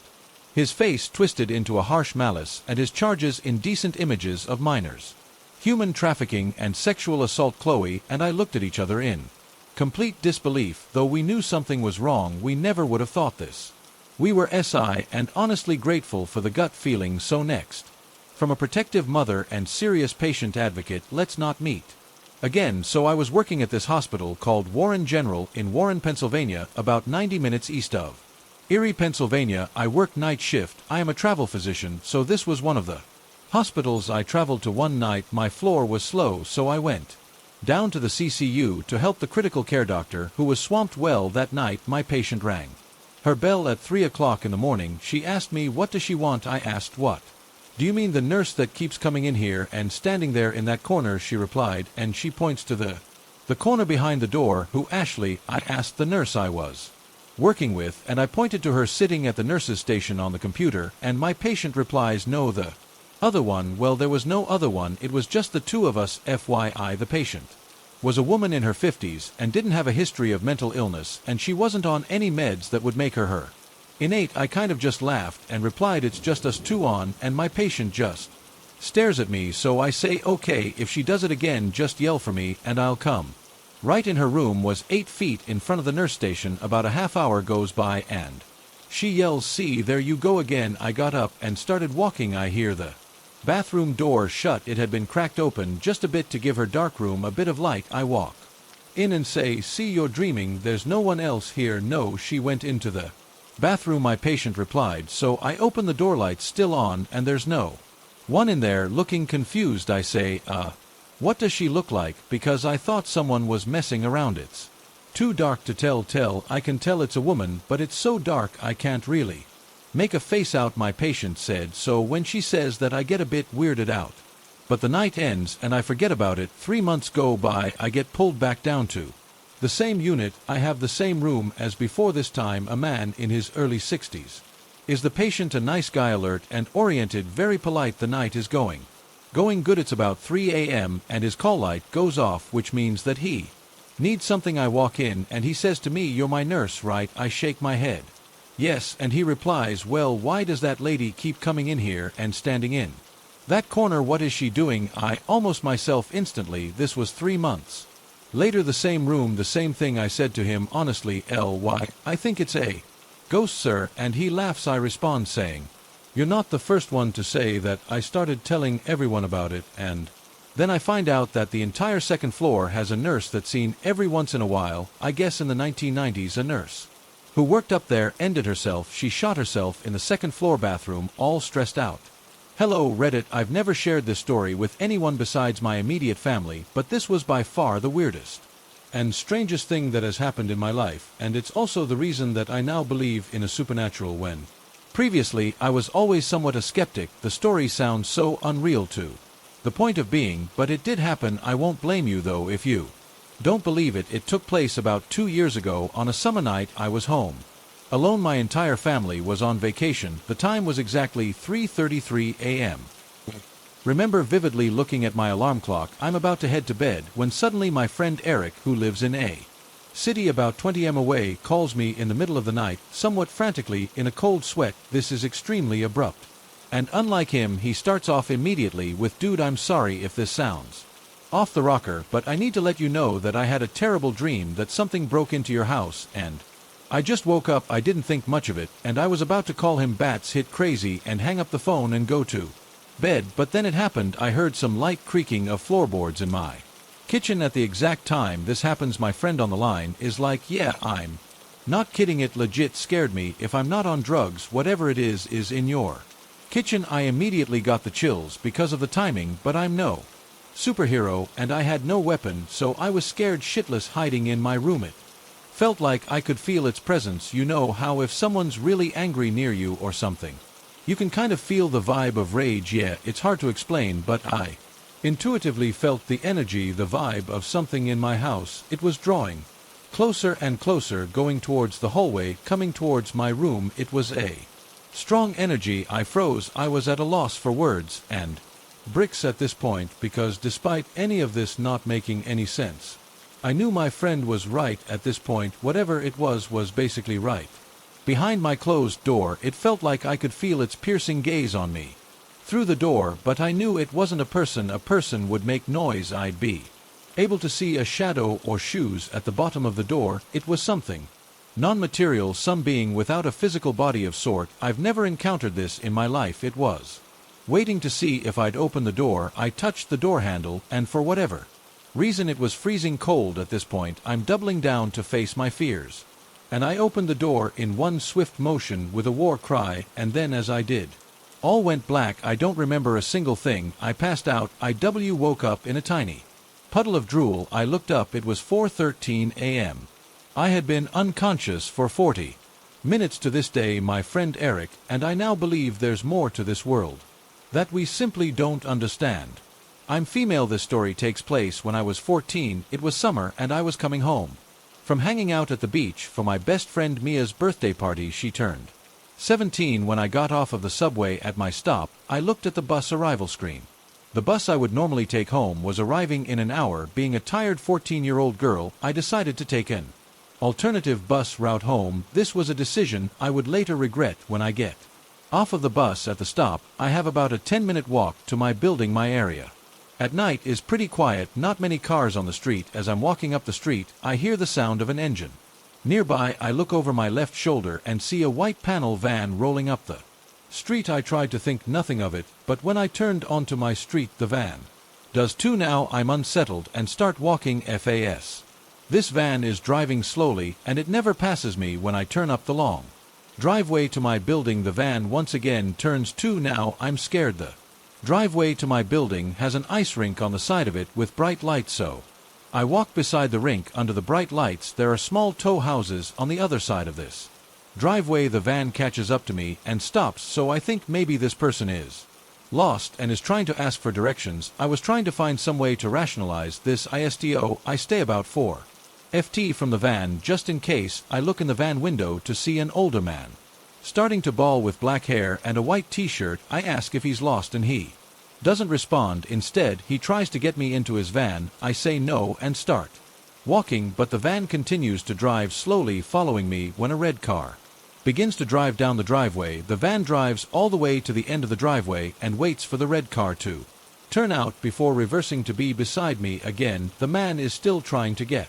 me into the van. I want to make a mad dash to my building, but I'm worried he will see where I live, so I keep walking. When another car comes down the driveway, the van does what it did before, drive to the end and wait for the car to leave.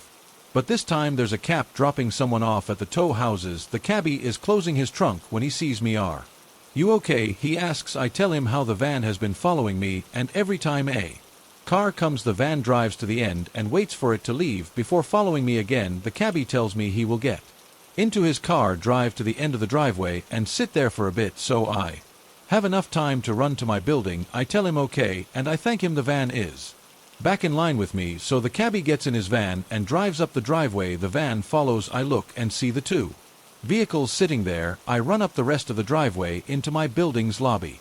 My heart is racing. When I get to my apartment, I'm still freaked out. I go into my room and call the cops. While I'm on the phone with the cops, I look out of my bedroom window and see the van. It's slowly driving around my building, looking for me. Now I'm fully panicked. Dispatch sent officers to sweep the area, but they don't find him. 2 officers came to my apartment to get a statement from me. About a week after this happened, the officers come back to my apartment. They show me a photo of the man from the van they were able to get from the security camera on the side of my building. I told them the man in the photo was the one that followed me. They told me they found him and that he was being put on the sex offender list to pay off the mortgage. My family built 2 granny flats in our backyard, and they've been renting both out. At first, this concept was terrifying. Strangers living on our land, it felt like a blatant invasion of my privacy. Fortunately, the real estate agent and my dad both found kind old men to live in either granny flats. Now we were familiar with one of the men, as he was previously living in our neighborhood, and he would greet us if we walked past each other or engage in small talk. The only issue was that he's a non-functional alcoholic, but he's always been kind to me, at least despite having some bad, horrible habits. Racism, homophobic, whatever else, and that often gets him into trouble, resulting in my mom having to patch him up after a solid beating and him being disowned by his family. My parents, who were immigrants themselves, tend to look over his views and even lowered his rent out of pity. We honestly thought he was a good guy, nearly a victim of circumstance. The first red flag for me was when he coaxed me into coming into his granny flat under the ruse of finding his phone. Instead, he locked the doors and proceeded to show me his stash of opioids and injectables and trying to engage in conversation about various medical issues. Since I have a medical background and he was previously a night nurse, in order to escape, I had to call my brother without the tenant and leave the call running so my brother could hear me, asked to be let outside and overhear the conversation. Being a victim of SA twice left my family fairly shaken up. Since then I have refused to engage with this tenant alone. Recently, the final straw for my family came when we started noticing some odd things inside our house. My dad found blood in his room that no one could explain. I would hear footsteps inside the house when I was alone during the day and simultaneously causing our little puppy to go into guard dog mode. I'm here 2 hours ago. My mom was home from work, which was unusual for her, and she suddenly hears the door open, someone step in and sit down on the couch. From my mother's recollection, she ducked inside the pantry and watched as our trustworthy tenant walked around our house, avoiding rooms that had noise emitting from them. My brother is home due to injury, watching TV, and our dog is in there too. However, he did peek into my room while I was sleeping, which is directly opposite the kitchen and visible to my mom, before he sat back down on the couch. My mom soon confronted him, kicked him out, and regained composure from what she could only describe as a near damn hearted attack. Before going to his granny flat, the man had no recollection of entering our home 10 minutes ago playing dumb with the lines such as was I really in your house, did I do that, I don't remember doing anything wrong. What's evident is that this wasn't the first, second, or third time. Hey guys, I hope you enjoyed that. If you have a scary story you'd like me to read on the channel, please send me an email or post it to my subreddit. You can find details of this in the video description. It's the stories that make this, and this is the best way to ensure variety in the stories I share. Thank you all for listening, and a special thanks to my channel members and patrons who now have special access to ad-free videos and other behind-the-scenes content. Once again, thank you guys for listening. Have a great night.